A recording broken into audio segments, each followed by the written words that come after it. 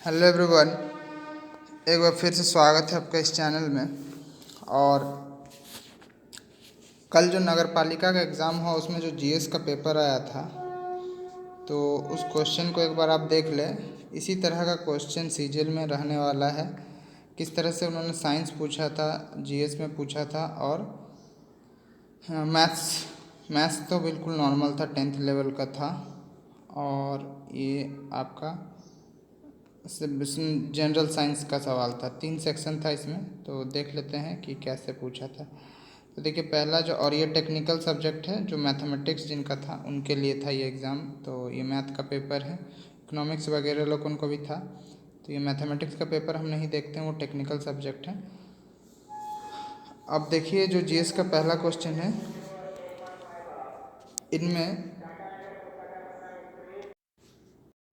इसमें जो पहला क्वेश्चन है वो है कि इनमें से कौन सा शहर किस भारतीय राज्य की राजधानी है। दूसरा सवाल है, झारखंड के जमशेदपुर में स्थित जुबली पार्क किसके अनुरूप बनाया गया है। उसके बाद इसका आंसर आप खुद करेंगे, ठीक है। उसके बाद तीसरा है, तीसरा नंबर, भारत सरकार के विभिन्न कार्यक्रमों में संदर्भ में निर्मल ग्राम पुरस्कार क्या है। यहाँ पे 4 ऑप्शन है और 4 ऑप्शन आप देख सकते हैं। उसके बाद रसायन विज्ञान में नोबेल पुरस्कार 2022 किसे प्रदान किया गया था। ये था आपका 2022 करंट अफेयर्स का क्वेश्चन।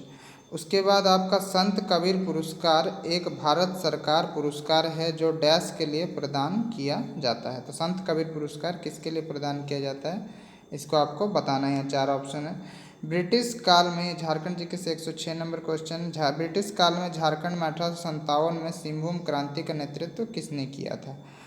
उसके बाद अगला है 107 नंबर का क्वेश्चन, उम्र बढ़ने के शारीरिक पहलुओं के साथ साथ उम्र बढ़ने के मानसिक, सामाजिक और सामाजिक निहरताओं का अध्ययन है। क्या है, परिस्थिति विज्ञान, भ्रूण विज्ञान, विकृति विज्ञान या जरा विज्ञान। उसके बाद अगला सवाल है 108 नंबर, निम्नलिखित में किस देश ने नवंबर 2018 में ग्लोबल डिजिटल मार्केट पर एक सम्मेलन मेजबानी की थी। तो देखिए 2018 से करंट अफेयर्स का क्वेश्चन पूछ दिया है। द्वितीय पंचवर्षीय योजना का अवधि कितने से कितने तक था। तो ये पंचवर्षीय योजना से एक क्वेश्चन है कि सेकंड जो 5 ईयर प्लानिंग था वो कितने से कितने तक था। संथाल जनजाति झारखंड के अलावा इनमें किस राज्यों में अत्यधिक मौजूद है। तो पश्चिम बंगाल में अत्यधिक मौजूद है, ठीक है। उसके बाद अगला जो सवाल है वो है, किस राज्य ने, ये 2000 करंट अफेयर्स से होगा, किस राज्य ने सितंबर 2023 में उस राज्य का नए साल के दिन को आधिकारिक तौर पर मानने के लिए एक प्रस्ताव पारित किया जिसे पॉयला बैसाख के नाम से जाना जाता है। तो पॉयला बैसाख जो है वो पश्चिम बंगाल द्वारा मनाया जाता है। पॉयला बैसाख जो है वो पश्चिम बंगाल द्वारा मनाया जाता है। अगला सवाल है, छोटा नागपुर में 112 नंबर, छोटा नागपुर में विशेषकर कोल्हान में विल्किंसन कानून किस वर्ष लागू हुआ था। तो विल्किंसन कानून किस वर्ष लागू हुआ था ये आपको बताना है। विल्किंसन कानून किस वर्ष लागू हुआ तो ये आपको बताना है। 1837, 1937, 1737, 1637। तो ऑप्शन ये ए होगा। वीर शैव आंदोलन किस राज्य में प्रारंभ हुआ था। तो वीर शैव आंदोलन किस राज्य में प्रारंभ हुआ था, ये आपके 4 ऑप्शन है। प्राचीन भारत में निम्नलिखित में किस राजवंश की स्थापना विंध्य शक्ति ने की थी। तो किस राजवंश की स्थापना विंध्य शक्ति ने की थी, यहाँ पे 4 ऑप्शन है, आपको बताना है। निम्नलिखित में कौन सा राज्य शास्त्रीय नृत्य ओडिसी से संबंधित है। तो आसान सा सवाल है 115 नंबर की, ओडिसी शास्त्रीय नृत्य कौन से राज्य से संबंधित है। सीधा सीधी क्वेश्चन ये कहना है। वर्ष 2020 में the great Indian T and स्ट्रोस के लिए राष्ट्रमंगल लघु कथा कॉमनवेल्थ शॉर्ट स्टोरी का पुरस्कार समग्र विजेता कौन थे। तो यहाँ पे इसके 4 ऑप्शन आप देख सकते हैं, 2020 से है। आई थिंक ये क्वेश्चन बहुत कम लड़के बनाए होंगे। इनमें से कौन सी किताब महात्मा गांधी द्वारा नहीं लिखी गई थी। तो महात्मा गांधी के द्वारा कौन सा बुक नहीं लिखा गया था, ये चीज़ आपको यहाँ पे बताना है।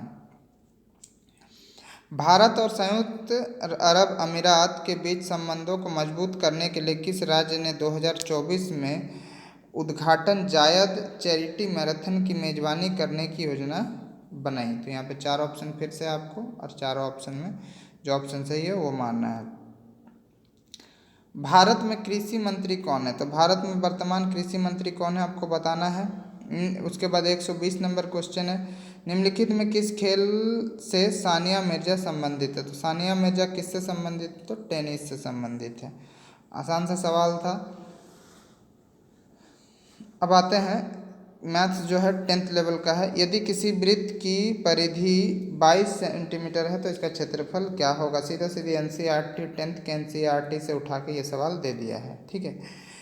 व्यंजक 5xy² में कितने पद है? तो आसान से सवाल है, सबको दिख रहा है एक पद है, ठीक है। इस 8 क्लास का क्वेश्चन है, ठीक है, 8 या 7 का, ठीक है।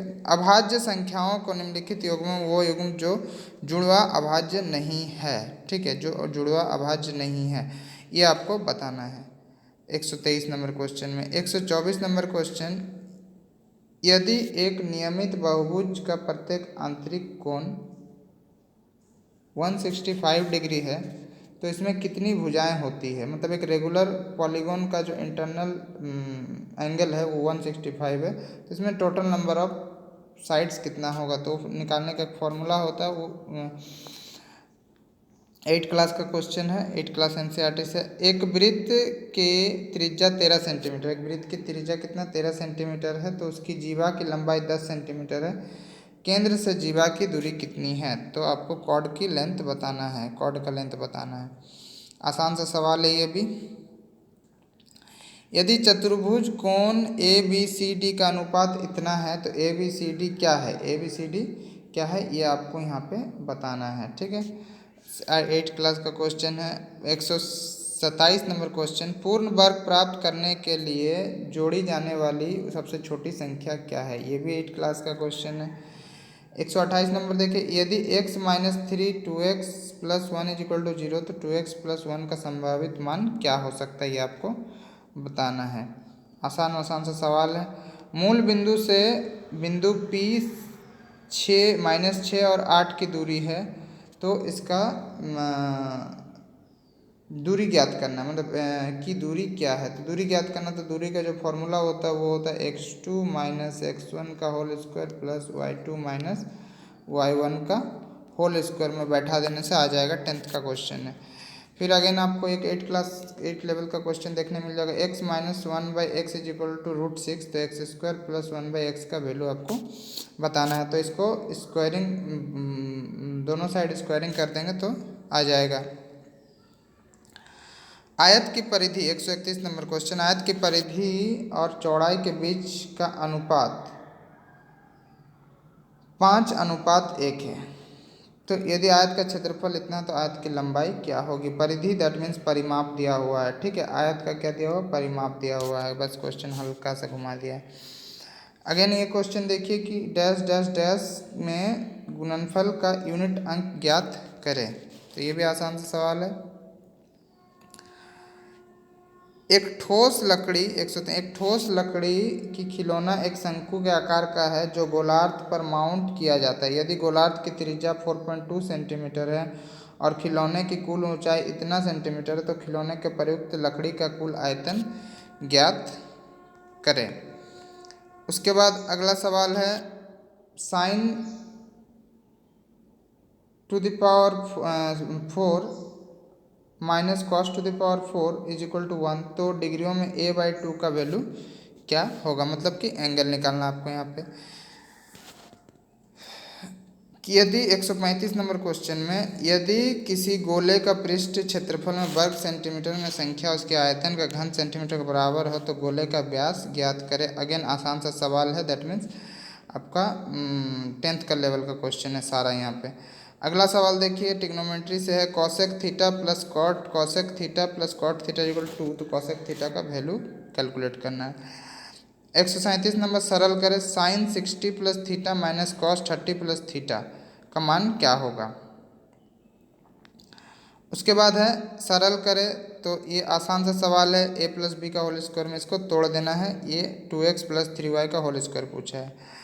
उसके बाद 3 क्रमागत पूर्णांकों में सबसे छोटी संख्या को 3 गुना तीसरी संख्या के 2 गुना से 7 अधिक है तो मध्य संख्या ज्ञात कीजिए। ये भी आसान सा सवाल है। यदि थीटा इज इक्वल टू 30 तो 5 sine theta minus 2 cosec theta का मान ज्ञात कीजिए। तो यहाँ पे जो क्वेश्चन उन्होंने पूछा था कि 10वीं स्तर तक लेंगे, तो वही 10वीं स्तर का ही सवाल पूछा है।